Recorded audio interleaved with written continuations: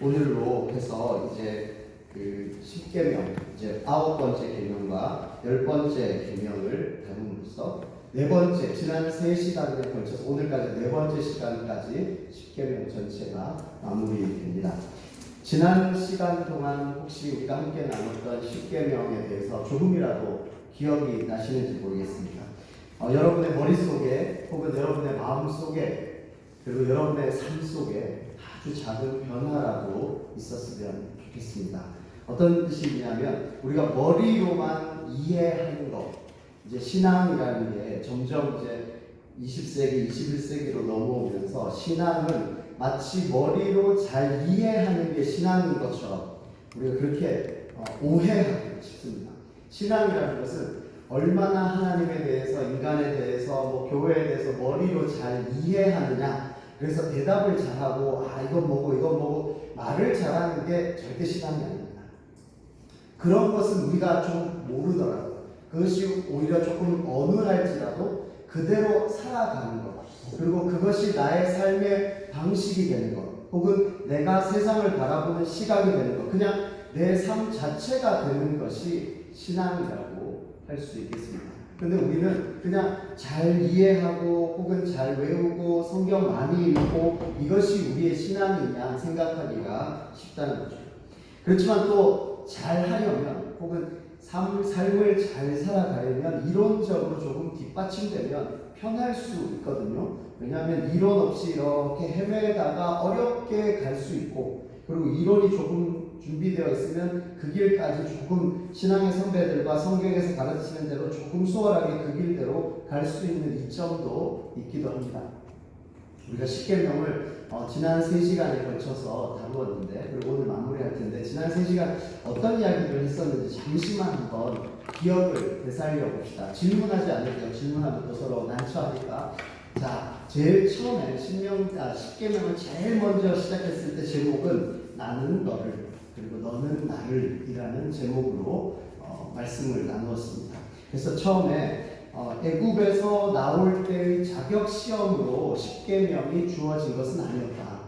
그리고 가나안에 들어가는 입학 시험도 아니었다라는 말씀을 나누었습니다. 그리고 이제 확장, 전환, 집중 이런 소제목을 달았던 적이 있는데요. 기억이 잘 안 나시겠지만 그래도 한번 어렴풋이 뭔가 이제 기억이 나시죠? 그죠? 확장. 그래서 나는 너를 애굽 땅 종되었던 집에서 인도하였는 여호와다 라고 10계명이 시작이 되었다면, 그리고 구약의 저 뒤로 넘어가면 내가 흩어진 포로들 너희들을 다시 불러 모은 여호와다 라는 이야기가 될 거고요. 예수님이 오셔서 처음으로 회당에서 말씀을 읽으실 때 포로된 자에게 자유를, 갇힌 자에게 노임을, 그리고 모든 마음이 상한 자들에게 위로하시는 하나님 혹은 예수님이다.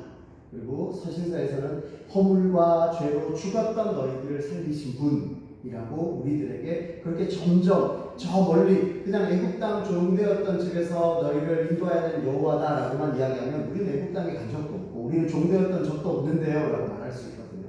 그리고 흩어진 포로들을 불렀던 여호와, 그리고 우리 포로된 적이 없습니다.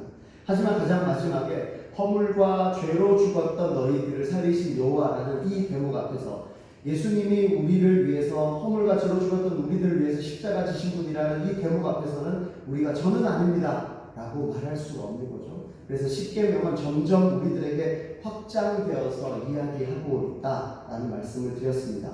그리고 전환이라는 이야기를 드렸는데요. 처음에 출애굽기에서 처음 10계명이 주어졌잖아요. 그때는 출애굽 1세대들에게 10계명이 주어졌는데, 그 다음 우리 이 신명기에서 말하고 있을 때는 듣는 사람은 출애굽 2세대가 됩니다. 그래서 10계명이 시작되기 전에 어떤 이야기가 있었냐면 여기 오늘 살아있는 우리들에게 하시는 말씀입니다. 그러니까 저 때의 우리 조상들에게 맹세하신 언약 그런 것들이 아니라 오늘 여기 살아있는 우리에게 하신 말씀이다 라고 전환이 됩니다.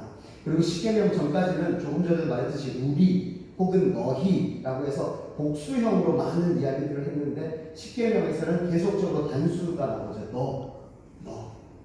너는 나 외에 다른 신을 섬기지 말고, 너는 나의 이름을 망령되이 일컫지 말고, 여기에는 너의 이웃을 혹은 너의 이웃에 대해 라고 하면서 한 명 한 명을 이야기하고 있죠. 그래서 신약에서도 한 명 한 명을 부르시고 나사로야 이렇게 사람의 이름을 부르시면서 베드로야.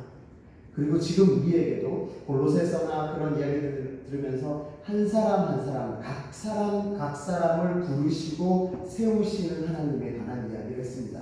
그래서 십계명은 그냥 불특정 다수에게 이렇게 무리들에게 하신 말씀이 아니라 한 명 한 명에게 너에게 혹은 나에게 하신 말씀이다 라는 이야기를 했습니다. 그래서 하나님은 나는 너희들이 아니라 나는 너를 구원하려는 여호와다. 그러니 나는 너를 위해 이러이러한 일들을 했다. 그러니 너는 나를 위해 나 외에 다른 신을 섬기지 말고, 너는 나를 위해 우상 만들지 말고, 너는 나의 이름을 망령되이 일컫지 마라. 그래서 너와 나의 이야기, 마치 사랑의 이야기를 나누듯이 십계명은 우리에게 사랑의 음성으로 나는 너를 위해 그리고 너는 나를 위해 라는 이야기를 하였습니다. 기억 좀 나시나요? 그리고 이제 그 전 시간이죠. 안식일에 관한 이야기들을 했습니다. 그래서 안식일 이야기 출애굽기에서는 기억하여 지켜라. 그리고 이제 신명기에 와서는 거룩하게 지키라. 기억과 거룩 이런 거 이야기 많이 했는데 사실 그게 중요한 게 아니라 우리는 안식일과 주일이 다르다는 이야기들, 그리고 그 주일, 이 주일을 우리의 시간의 가장 중심에, 일주일의 시간의 중심에 두고 마치 시간의 지성소처럼 우리가 참된 예배를 드리기 위해서 우리의 영과 진리로 예배하는 자로 서기 위해서 어떠한 일들을 준비해야 할 것입니다. 그냥 안식일 지키는 것, 안식일 혹은 주일을 우리가 지킬 때 기독교인으로서 하지 않아야 될 일이 있다면 그것은 나머지 6일 동안도 하지 않아야 되는 일이라는 거고요. 나머지 6일 동안 할 수 있는 일이라면 주일에도 충분히 할 수 있죠. 하지만 다만 이 예배를 지키기 위해서 우리가 다른 시간들을 조금 더 내어놓고 집중하고 준비하는 영과 진리로 참된 예배를 드리기 위한 준비는 필요하다라는 말씀을 드렸습니다. 그리고 이제 지난 시간이죠. 그 안식일 지키는 것으로 인해서 나의 자녀나 나의 남종이나 여종이나 가축이나 또 우리 집에 거하는 잠시 머무는 객이라도 이 안식이 함께 누려질 수 있도록 나의 신앙을 지킨다는 이유로 다른 사람을 희생시키거나 피해를 보게 하는 것이 아니라 내가 신앙을 지킴으로 인해서 나의 가장 가까운 사람으로부터 그 혜택이 흘러갈 수 있도록, 그래서 사랑의 물결이 흘러갈 수 있도록 하자라는 말씀을 드렸습니다. 그래서 그것이 가장 가까운 부모와 자녀, 저희보다 좀 더 힘없는 부모님, 우리가 섬겨야 되는 부모님, 그 부모님을 공경하라는 말씀을 드렸고요.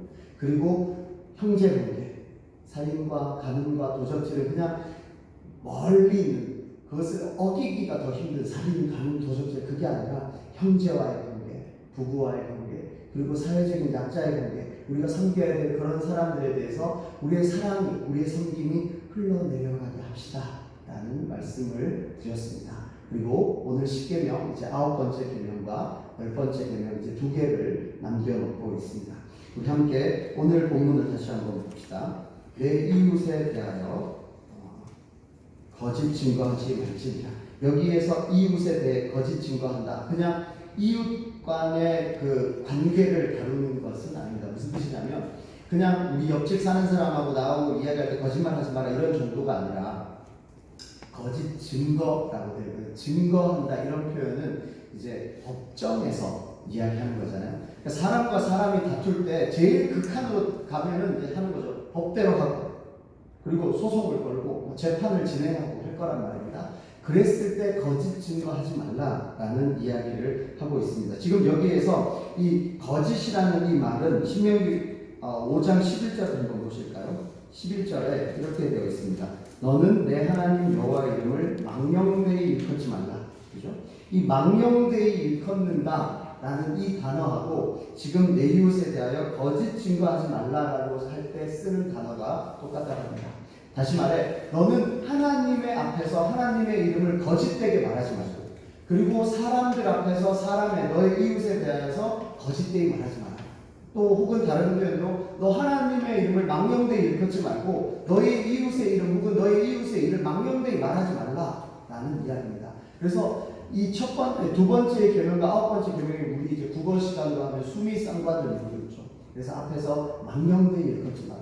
하나님에 대해서 망령되이 일컫지 말고 이제 사람에 대해서 망령되이 혹은 거짓되이 말하지 말라라고 이야기합니다. 그리고 이 법정이라는 것, 우리가 흔히 싸울 때 제일 끝에 하는 게 법대로 하자 뭐 이렇게 이야기하는 거잖아요. 법대로 한다는 그 표현은 무슨 의미가 있냐면 우리 둘의 사사로운 감정을 넘어서서 객관적이고 공정하게 혹은 공평하게 판결하자라는 의미가 있죠. 그래서 재판정은 공정하다 혹은 공평하다라는 전제가 있어야만 합니다. 2019년 사법부, 그죠? 대한민국에서 정말 많은 지탄 갖고 있는 그런 사법부가 있는 것과 다르게 우리가 법정에 가면 공평할 것이다 혹은 억울함을 풀어줄 것이다라는 믿음이 있어야만 우리가 법대로 진행하게 되는 거거든요. 그런데 이때 당시에 법원 혹은 재판이라고 할 때 지금처럼 국과수가 있는 것도 아니고 정밀한 과학적인 게 있는 게 아니라서 증거라고 한다는 것은 그냥 우리로 말하면 증인이 거의 대부분입니다. 증언에 따라 재판을 할 수밖에 없어요. 그래서 양쪽 사람의 의견을 들어보고 이 두 사람의 의견을 넘어서서 다른 두세 사람의 증인의 말을 듣는 것으로 재판을 진행할 수밖에 없거든요. 그러면 거짓 증인 혹은 증언이 거짓된다 이래버리면 이제 더 이상 믿을 곳이 없는 거죠. 증인 혹은 증언에 따라 재판을 하게 되는 그런 상황에서 그 증인이 거짓말을 해버리면 이 재판부는 그 신뢰성을 잃어버리게 되는 겁니다. 그래서 거짓 증언하지 말라라고 이야기하는 거죠. 그런데 여기에서 거짓 증언 때문에 사람이 죽을 수도 있고 어떤 사람의 재산을 손해볼 수도 있습니다. 그래서 신명기 뒷부분에 가면 그 거짓 증인 때문에 어떤 사람이 손해를 본 만큼 이 거짓 증인한테 똑같이 해줘요. 만약 이 사람이 그것 때문에 10억을 잃었다면 이 사람 10억을 잃게 만들든가 이 사람이 죽게 되면 이 사람 죽여라는 이야기를 해요. 그만큼 증인이 거짓되어 있어버리면 재판부 전체가 무시돼버리는 거기 때문에 그렇습니다. 그렇다면 혹시 여러분 머릿속에 구약의 여러 사건들 중에 거짓 증인 때문에 사람이 죽은 그런 일이 있었던 것 기억하십니까? 힌트를 드리자면 포도와 관련된 포도와 주보에 나와 있죠? 열왕기상 21장 읽어볼까요? 열왕기상 21장에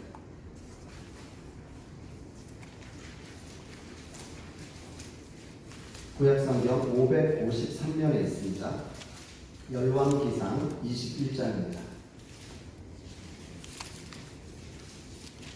21장 1절에 이렇게 되어 있습니다. 이스라엘 사람 나봇, 그러니까 지금 주인공이 나봇이 있죠.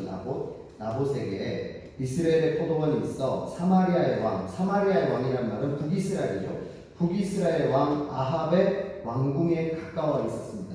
그래서 아합이 나봇에게 말합니다. 네 포도원이 내 왕궁 곁에 있으니까 내게 주어서 채소밭을 삼게 하라. 그 대신에 내가 더 아름다운 포도원 줄 테니까 차라리 나한테 팔아라. 이렇게 이야기합니다. 그랬더니 나봇이 왕한테 말합니다. 내 조상의 유산을 왕에게 주기를 여호와께서 금하셨습니다. 그러니까 이제 앞에 모세오경에서 너의 그 재산들 그리고 특별히 땅을 함부로 사고 팔지 말라라고 이야기되어 있고 그리고 혹시 가난해서 팔게 된다면 1년이 되면 다시 돌려주라는 이야기가 있었거든요. 그래서 함부로 사고 팔지 말라는 하나님의 말씀이 있기 때문에 왕이 달라고 한들 그리고 더 많은 돈을 준다고 한들 이것을 왕한테 팔 수가 없습니다라고 이야기합니다. 그랬더니 이제 4절에 아합이 근심하고 답답하여 왕궁으로 돌아와 침상에 누워 얼굴을 돌리고 식사를 안 한다.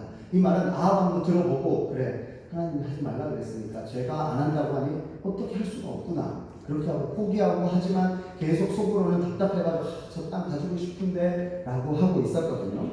그럴 때 5절에 그의 아내 이세벨, 많이 들어보셨죠? 이세벨이 그에게 나와 이릅니다. 왕이 무슨 근심 걱정이 있습니까? 그래서 왕이 이야기합니다. 사실은 나봇이라는 사람이 땅을 갖고 있는데 내 왕궁이랑 가깝고 내가 저 땅을 정말 가지고 싶은데 팔라고 하니까 혹은 바꾸자고 하니까 안 바꾼다. 하나님의 말씀 때문에 안 한다고 한다. 그래서 내가 어떻게 할 수가 없다라고 이야기합니다. 그러니까 이세벨이 뭐 그런 거 가지고 마음을 씁니까? 어서 일어나서 식사나 하시죠. 제가 알아서 다 하겠습니다. 라고 이야기합니다. 그리고 나서 8절에 아합의 이름으로 편지를 씁니다. 그리고 인을 치고 공하죠. 공문서 위조가 되겠습니다. 그죠? 그의 성읍에서 나봇과 함께 사는 장로와 귀족들에게 보냅니다. 그리고 금식을 선포하고 나봇을 법정, 그러니까 백성 가운데 앉혀라. 그리고 10절에 같이 읽어볼까요? 10절입니다. 시작. 불량자 두 사람을 그의 앞에 마주 앉히고 그에게 대하여 증거하기를 네가 하나님과 왕을 저주하였다 하게 하고 곧 그를 끌고 나가서 돌로 쳐주기로 하였더라. 거짓 증인 두세 사람을 세워가지고 나봇이 하나님과 왕 저주했습니다라고 말하게 해라. 물론 돈을 좀 줬겠죠. 그렇게 해서 나봇을 사람들 앞에서 재판정에서 죽여버립니다. 가장 공정해야 될 곳에서 나봇은 이세벨의 그 계계에 의해서 혹은 거짓 증인들에 의해서 죽게 되죠. 그리고 나서 11절을 보시면 그 일들이 그대로 됩니다. 그리고 13절에 불량자가 그런 일을 하고 14절에 이세벨에게 잘했습니다 라고 이야기하죠. 그리고 16절 읽어봅시다. 16절입니다. 시작. 아합은 나봇이 죽었다 함을 듣고 곧 일어나 이스라엘 사람 나봇의 포도원을 차지하러 그리로 내려갔다. 이렇게 사람이나 죽여버리는 겁니다. 그리고 그 포도원 차지하는 거죠. 지금 9번째 계명이 거짓 증언하지 마라. 너 이웃에 대하여 거짓 증거하지 마라. 그런데 이것으로 무슨 일이 일어나냐면 살인이 일어나죠. 그리고 그의 소유, 내 이웃의 집을 탐내지 말라고 그랬는데 그 이웃의 재산을 탐내서 결국은 사람을 죽이는 데까지 이르게 되는 겁니다. 그래서 우리가 살인, 간음, 도적질, 또 사회적 약자에 관한 이야기들을 했던 걸 기억할 텐데요. 이 거짓 증거는 가장 치열한 혹은 악랄한 방법 중에 하나입니다. 무슨 뜻이냐면 강한 자와 약한 자가 있으면 물론 가장 공평하게 해야 되겠지만 재판정은 강한 자보다는 약한 자의 손을 들어주라는 이야기를 합니다. 그렇죠? 근데 거짓 증언을 하게끔 시키는 사람은 강자일까요? 약자일까요? 강자죠. 그리고 가장 공평한 척 하는 겁니다. 재판정에 와서 가장 객관적이면서 가장 공정한 장을 만들어 놓고 자기의 힘을 이용해서 거짓 증인을 세운 뒤에 약자를 그냥 죽여버리는 거죠.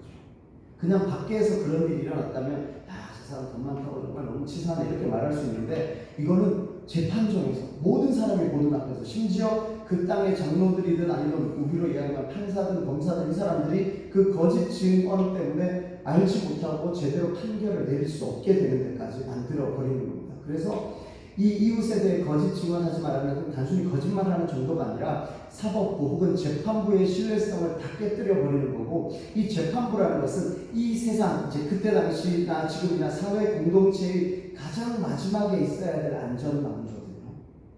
예전에 한번 말씀드렸습니다. 신명기 강의 2번째 할 때 우리가 재판장을 세우는 장면이 있었는데, 그때 무슨 예를 들었냐면 마치 전기 퓨즈 같다는 거죠.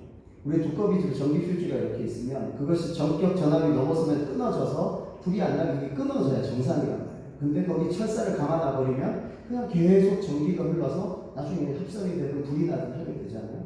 지금 우리 재판정에서 그렇게 끊어야 돼요. 이것은 법을 넘어선다. 그러면 안 됩니다. 지금 여기로 이야기하면 나봇의 포도원을 왕이 탈취하는 건 안 됩니다라고 끊어야 되는 거죠. 근데 끊지 못하게 만든 게 뭐냐면 그 두 사람의 불량배들이었고, 그것을 이세벨이 시켜서 거짓 증거하게 만들었다는 거죠.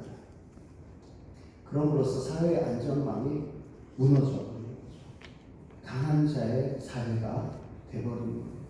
그래서 내 이웃에 대하여 거짓 증언하지 마라. 이것은 단순히 거짓말하는 정도가 아니라 가장 밑에 있는 사회의 안전망까지 흔들어버리는, 사회의 신뢰를 다 흔들어버리는 일이기 때문에 내 이웃에 대하여 거짓 증언하지 마라 라고 이야기하고 있습니다. 그리고 나서 이것은 결국 10번째인 내 이웃의 집을 탐내지 마라. 출애굽기에서 내 이웃의 집을 탐내지 마라 하는데, 이제 신명기에서 내 이웃의 아내라고 조금 더 명확하게 먼저 나오기는 합니다.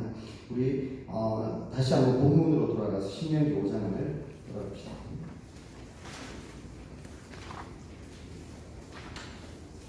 신명기 5장 21절, 내 이웃의 아내를 탐내지 말지니라. 그리고 내 이웃의 집이나 그의 밭이나 그의 남종이나 그의 여종이나 그의 소나 그의 나귀나 내 이웃의 모든 소유를 탐내지 말지니라 라고 되어 있습니다. 출애굽기에서는 그냥 처음에 이렇게 되어 있습니다. 내 이웃의 집을 탐내지 말라. 그리고 밑에 부연 설명으로 내 이웃의 아내나 남종이나 여종이나 소나 나귀나 내 이웃의 소유를 탐내지 말라 라고 되어 있고요. 지금 여기 신명기는 내 이웃의 아내를 탐내지 말라, 그리고 내 이웃의 집이나 밭이나 이렇게 조금 다르게 되어 있습니다. 하지만 여기서 가장 중요한 단어는 뭐냐면 탐내지 말라입니다. 목적어는 여러 가지가 나와 있어서 우리가 시선이 분산될 수 있는데, 가장 중요한 것은 탐내지 말라. 우리가 5번째 계명부터 보면은 이제 부모를 공경하라, 그리고 살인하지 말고, 간음하지 말고, 도둑질하지 말고, 내 이웃에 대해 거짓 증거하지 말라. 이것은 좀 외적인 것으로 보입니다. 그리고 그냥 내적인 부분을 제외하면 바깥만 생각해 보면 좀 지키기 쉬워 보여요. 살인, 간음, 도적질 다 어기기가 더 어렵잖아요. 그렇죠? 물론 예수님이 나중에 말씀하셔서 너가 그렇게 미워하는 마음을 품는 것조차, 혹은 네가 음욕을 가지고 사람을 보는 것조차 다 간음이다, 혹은 너는 이미 살인을 저질렀다, 그렇게 말씀하셨기 때문에 그 기준으로 보면 우리가 깨끗하지 못하지만, 십계명만 그냥 놓고 봤을 때 살인하지 말고, 간음하지 말고, 도둑질하지 말고, 거짓 증거하지 말라, 내 이웃에 대해 거짓 증거하지 말라, 되게 쉬워요. 법정에 안 가면 돼요.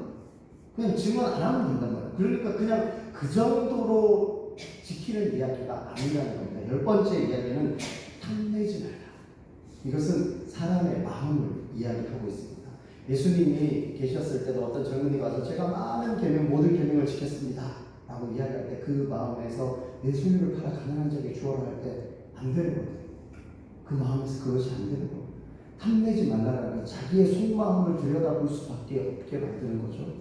자, 그 중에서 그러면 탐낸다라는 것과 가장 제일 앞으로 가서 구약에 제일 먼저 있었던 사건, 혹은 탐내다라는 것과 연관된 구절이 어디 있냐면 창세기에 있습니다. 3장을 한번 봅시다. 창세기 3장 6절입니다.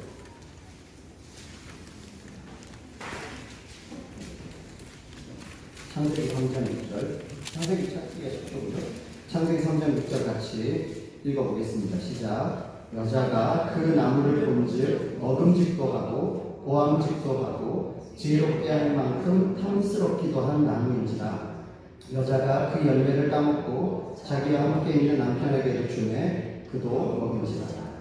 아멘. 탐스럽기. 여기에 보면 지혜롭게 할 만큼 탐스럽기도 한다. 탐하게 되고 저거 참 좋다.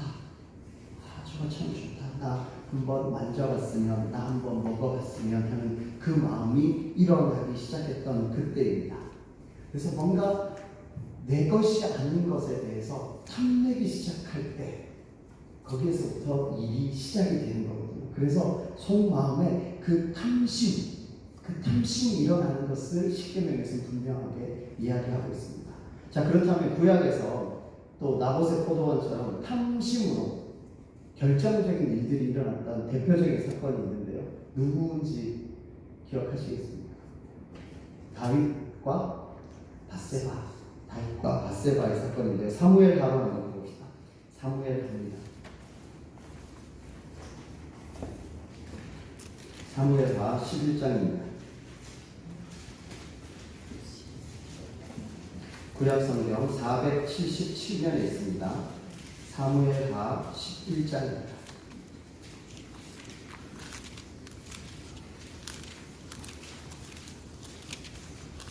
11장 1절에 이랬습니다. 그 해가 돌아와, 그러니까 해가 절기가 바뀌어서 왕들이 출전할 때가 되었습니다. 이제 전쟁하러 나갈 때가 됐습니다. 그래서 다윗이 요압과 그에게 있는 그의 부하들과 온 이스라엘 군대를 보내고 암몬 자손하고 싸우라고 라빠를 에워쌌는 그때에 다윗은 예루살렘에 있었습니다. 다윗은 출전하지 않았습니다.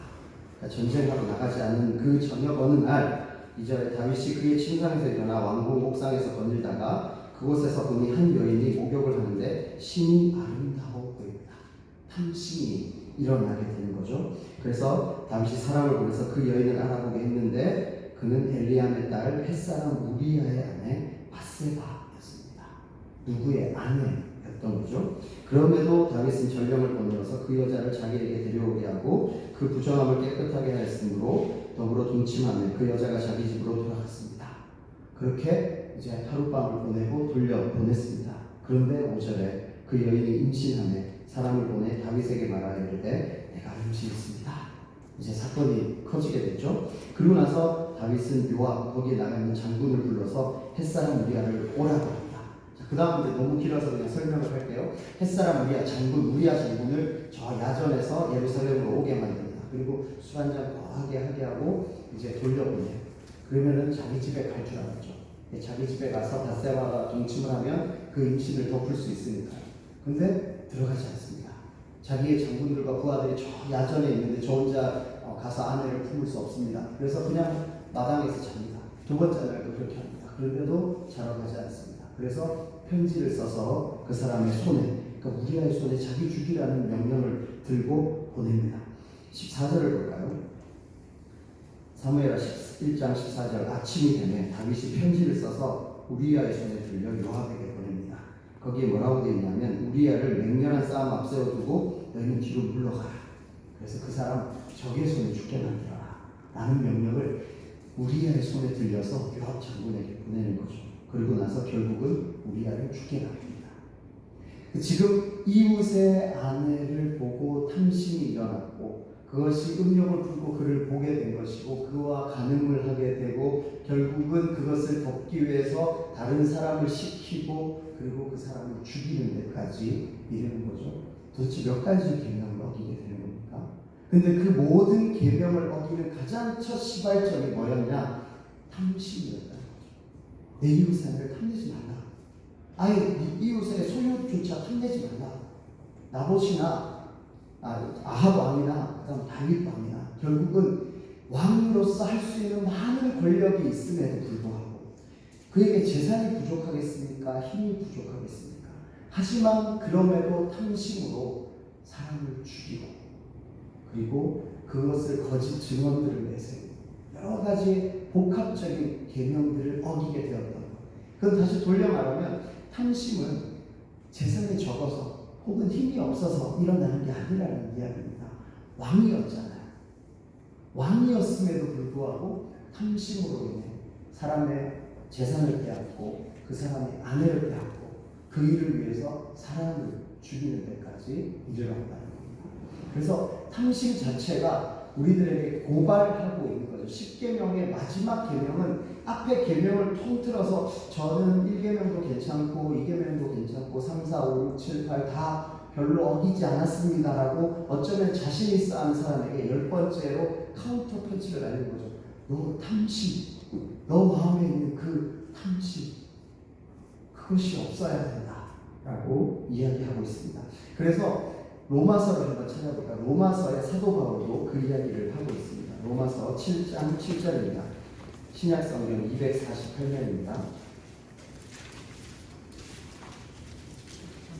신약성경 248면 로마서 7장 7절에 이제 율법에 관한 이야기를 계속하고 있거든요.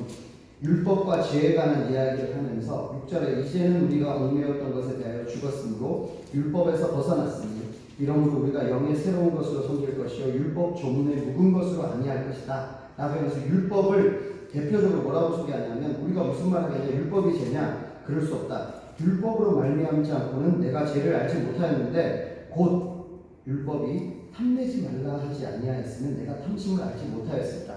율법 전체를 대표하는 한 가지를 이야기할 때 바울은 뭐를 이야기하냐면 탐심을 예를 드는 거죠. 우리에게 가장 저 내면 깊숙이 그리고 율법이 우리를 가장 메스처럼 적나라하게 발라내서 하나를 딱 찍는데 그게 뭐냐면 탐심이다. 그래서 탐심이 율법에서 말하지 않았으면 그게 죄인지도 나는 몰랐어. 왜냐하면 좋은 거 있으면 더 좋아 보이고 가지고 싶어하는 거 그 사람의 당연한 마음 아니냐. 그죠? 우리 그렇게 생각할 수 있거든요. 그렇지만 10계명에서 너 그거 탐심이다 라고 이야기하고 있습니다. 그리고 뒤에 한번 보시면 골로새서를 한번 찾아볼까요? 그 탐심은 어떻게까지 이야기하고 있는지 골로새서 3장 5절입니다. 신약성경 326면 정도에 있습니다.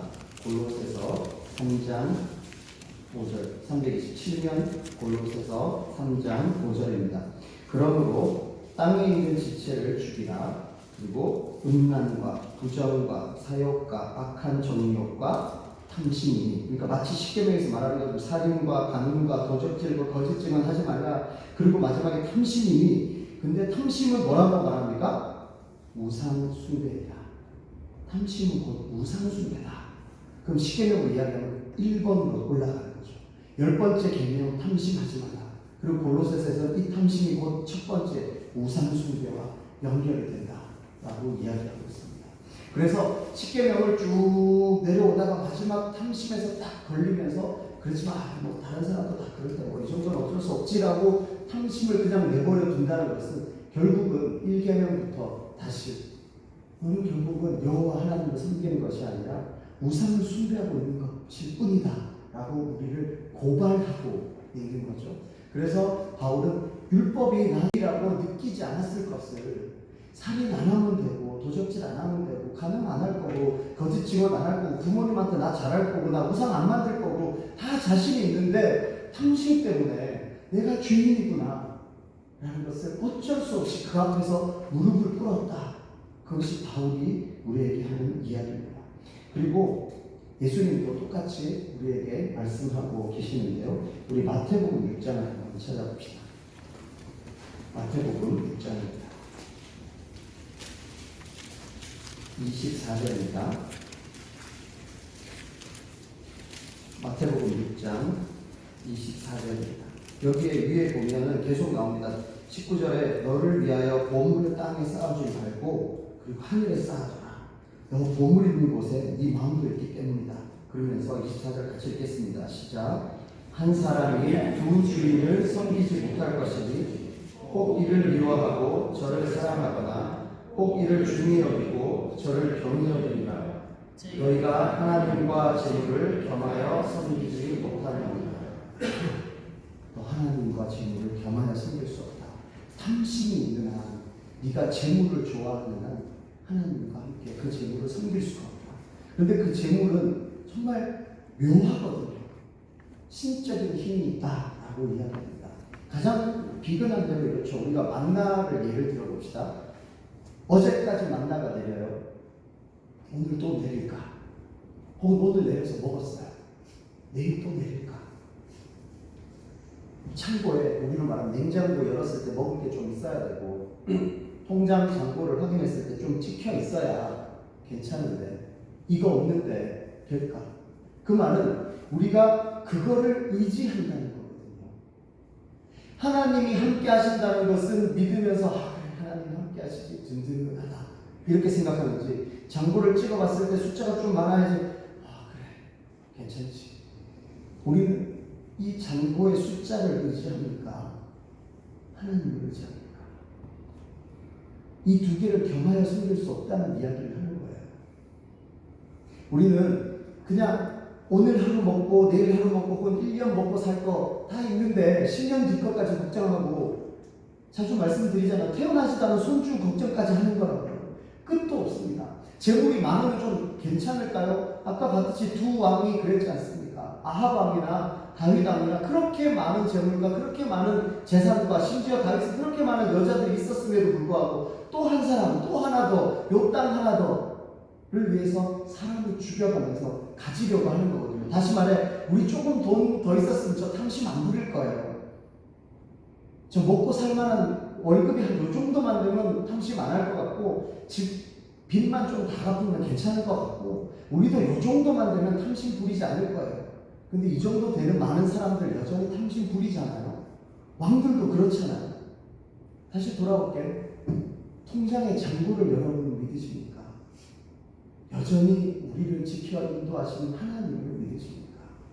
이 두 개를 겸하여 섬길 수 없다는 이야기를 합니다. 그렇다고 이거 깡그리 무시하고 마이너스 0 돼야지 하나님이 더 잘 섬기느냐? 그것도 아니잖아요. 가난할수록 신앙이 더 좋으냐? 그것도 아니잖아요. 물질에 많고 적음이 아니라는 이야기입니다. 많다고 신앙이 더 좋은 것도 아니고 가난하다고 더 좋은 것도 아니에요. 우리에게 일용할 양식을 주옵소서. 내가 너무 가난해서 하나님의 이름을 욕되게 할까 두렵고, 내가 너무 부자여서 하나님 없어도 된다고 살까봐 두렵습니다. 다만 일용할 양식을 저에게 허락하십시오. 그 하루하루가 하나님이 우리에게 허락하신 날입니다. 그것이 만나잖아요. 내일 또 내릴까요? 안식일 전날 이틀치 걷어놓으면 그 다음날 안 썩을까요? 그 모든 것들을 믿고 살아갔던 훈련을 40년 동안 이스라엘 백성들이 했던 겁니다. 십계명은 하나하나의 계명으로서 의미가 있겠지만, 지금 우리가 몇 주 동안 살펴봤듯이 전체가 정말 너무나 잘 짜여진 구조로 우리에게 이야기하고 있습니다. 그러면서 동시에 한 명 한 명에게 이야기하고 있습니다. 첫 번째로 십계명이 주어졌던 그 출애굽기 때 그때를 한번 생각해 보십시오. 하늘에서 빛이 있고 소리가 있고 두려워서 우리는 못하겠습니다. 모세 혼자 올라가십시오.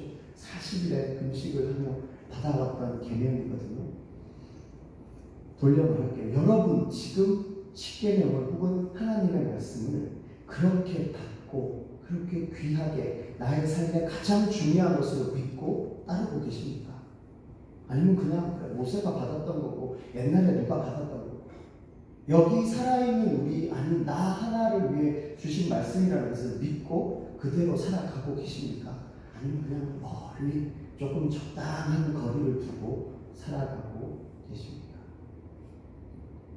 말씀을 정리하도록 하겠습니다. 우리는 하나님의 백성으로서 이 십계명 앞에 섭니다. 어떤 의미냐면 이 십계명 혹은 이 말씀을 지켜야만 하나님의 백성이 되는 것이 아니라 하나님의 백성에게 이 말씀을 허락하신 겁니다. 오늘 우리로 이야기하면 서리집사 이런 일들을 지켜야만 서리집사로 임명하는 것이 아니라 이렇게 집사로 임명되신 여러분들은 이 말씀대로 살아가시라는 이야기를 하는 겁니다. 자격 시험을 이야기하는 것이 아니라 이제 이렇게 살아가십시오. 이제 시작입니다. 이제 이렇게 살아가자라는 이야기입니다. 그리고 무리에게 주신 말씀이 아니라 나 하나에게 주신 말씀이라는 거죠. 동일하게 출애굽 1세대들에게 주셨던 것처럼 2세대에게 주셨던 것처럼 예수님 당시 그 사람들에게 주셨던 것처럼 지금 우리에게도 동일한 말씀입니다. 하나님이 그때의 하나님이 지금도 여전히 우리의 하나님이시기 때문입니다. 십계명을 우리 다시 한번 천천히 마지막으로 읽었으면 좋겠는데요. 찬송가나 성경책 제일 뒤에 있죠. 십계명 찬송가나 성경책 제일 뒤에 있는 것을 한번 마지막 정리를 해보도록 하겠습니다. 하나님이 이 모든 말씀으로 말씀하여 이르시되 나는 너를 애굽 땅 종되었던 집에서 인도하여 낸 너의 하나님 여호와니라. 제1은 너는 나 외에 다른 신을 내게 두지 말라.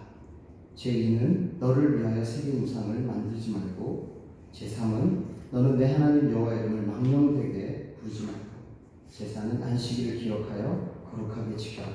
제5는 내 부모를 공경하고. 제6은 살인하지 말고. 제7은 간음하지 말며. 제8은 도둑질하지 말고. 제9는 내 이웃에 대하여 거짓 증거하지 말고. 제10은 내 이웃의 집을 탐내지 말라. 그리고 마지막에 예수님께서 말씀하시죠. 내 마음을 다하고 목숨을 다하고 뜻을 다하여 주 너의 하나님을 사랑하라 하셨으니 이것이 크고 첫째 되는 계명이요 둘째도 그와 같으니 내 이웃을 내 자신같이 사랑하라 하셨으니 이 두 계명이 온 율법과 선지자의 강령이니라. 아멘. 이 십계명 앞에 우리를 한번 비춰봅시다. 그리고 이것을 그냥 멀리 두고 그래 어떻게 할 수 없지. 종교개혁 때 이렇게 했습니다. 제1은 너는 나 외에 다른 신을 내게 두지 말라. 그러면 그 다음에 후렴구로 다 같이 이렇게 한답니다. 주여 우리를 불쌍히 여기소서. 제2는 너를 위하여 새긴 우상을 만들지 말라. 그러면 주여 우리를 불쌍히 여기소서. 왜냐하면 이것을 우리 힘으로 할 수 없기 때문인 거죠. 제10은 너 이웃의 집을 탐내지 말라 그랬을 때 주여 우리를 불쌍히 여기소서. 저의 힘으로 이것을 할 수 없습니다 라고 고백하는 겁니다. 이것은 그냥 등 뒤에 이렇게 해서 아유 하나님 저 못해요, 하나님 저 도와주시든가 말든가, 하나님 안 도와주면 저 못하겠고요, 이런 의미가 아닙니다. 열심히 하려고 노력을 하는데 도무지 내 마음이 정말 내 마음 같지 않아서 이 탐심을 이겨내지 못합니다. 그러니 주여 우리를 불쌍히 여겨주십시오 라고 이야기하는 거죠. 그래서 이것은 자기 연민, 그래 나 불쌍해 힘들어 이러라고 십계명이 있는 것도 아니고, 혹은 자기 긍정, 그래 나 살인하지 않았어, 간음하지 않았어 이렇게 하라고 있는 것도 아닙니다. 혹은 그냥 남각에 넘겨놓아서 아유 그래 너 다 그렇고 말이죠, 나만 그랬나, 이러라고 주신 것이 아니라는 이야기입니다. 그 종되었던 땅에서 구원하신 하나님, 허물과 채로 죽었던 우리를 구원하신 하나님, 탐심의 굴레에 꼭 삽박되어 있는 우리를 구원하여 주십시오. 그래서 이 말씀대로 살아가게 하시옵소서. 이 세상 하나님의 백성으로 하나님의 소유로 거룩한 나라 살아가게 하여 주시옵소서. 이것이 십계명 앞에서 우리의 간절한 기도가 되기를 주님의 이름으로 축원합니다.